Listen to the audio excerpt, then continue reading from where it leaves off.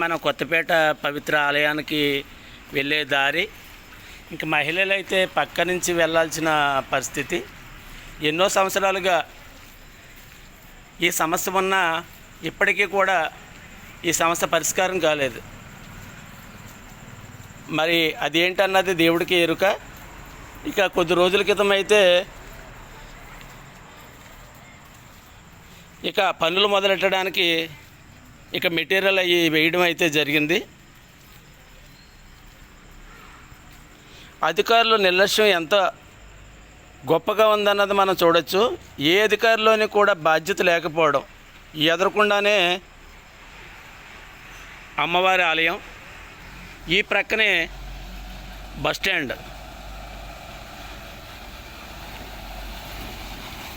అతి దగ్గరలోనే మన రాజ్యాంగం రచించిన అంబేద్కర్ విగ్రహం, దీని ఎదురుకుండానే బస్టాండ్. ఈ పరిధిలోనే మొత్తం అన్నా క్యాంటీన్ గార్డెన్స్ అన్నీ కూడా ఉన్నాయి. ప్రజలు ఏమైపోతే మనకెందుకులే అన్న నిర్లక్ష్యంలో ఇక్కడ పాలకులు ఉన్నారు, నాయకులు ఉన్నారు, ముఖ్యంగా అధికారులు ఉన్నారన్నది మనం చాలా స్పష్టంగా కనిపిస్తుంది. మనం నేను సైతం టీము ఒక వ్యక్తిని విమర్శించాలి, ఒక అధికారిని మరి అగౌరవపరచాలన్న ఆలోచన కాదు. చాలా స్పష్టంగా చూడొచ్చు. మనం ఇక్కడ చూస్తుంటే ఇక ఒక గోదావరి దాటినట్టుగా ఉంది. ఇక ఆలయానికి వెళ్ళాలంటే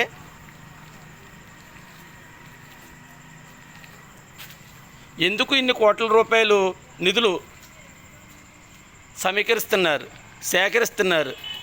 వచ్చిన నిధులు సక్రమంగా పనిచేస్తున్నాయా, లేకపోతే కొద్ది రోజులు ఆపేసి ఏమైనా పనులు మొదలెట్టాలన్న వేరే ఆలోచనతో ఉన్నారా?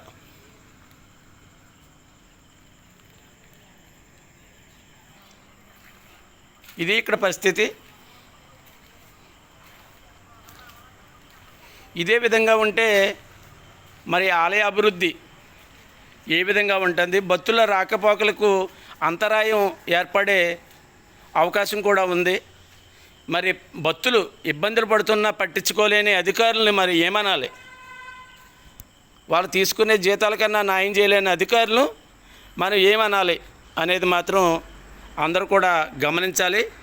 ఇది ఎంతో ప్రసిద్ధి చెందిన సత్యం శివం సుందరం శివాలయానికి వెళ్ళే మార్గం ఇది. కొద్ది రోజుల క్రితం అయితే పనులు మొదలెట్టారు. ఎన్నో సంవత్సరాల క్రితం మనం దీని గురించి పోరాటాలు చేయడం జరిగింది. గతంలో కూడా దీనికి సంబంధించిన నిధులు వచ్చాయని తెలిసింది. మరి పనులు ఎందుకు మానేశారు, లేకపోతే ఆపేశారా అనేది మాత్రం తెలియాలి. మరి ఏం జరుగుతుందో చూడాలి. మరి దేవుడికి దగ్గరికి వెళ్ళడానికి, దేవుడిని దర్శనం చేసుకోవడానికి వెళ్ళే మార్గమే ఎలా ఉంటే మరి కొత్తపేట అభివృద్ధి ఎలా ఉందన్నది మనం తెలుసుకోవాలి.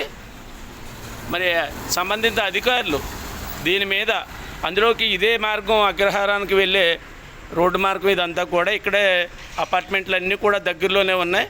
ఆలయానికి సంబంధించింది ఈ దగ్గరలోనే ఆలయం. బస్టాండ్కి రావాలన్నా ఇదే మార్గం.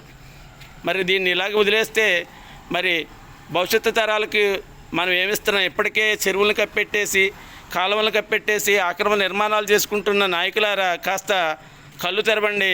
కనీసం దేవుడి దగ్గరికి వెళ్ళే మార్గాన్నన్నా సరే పూర్తి స్థాయిలో సౌకర్యంగా అందించాలన్నది కోరుకుంటూ, నేను సైతం టీం కొత్తపేట.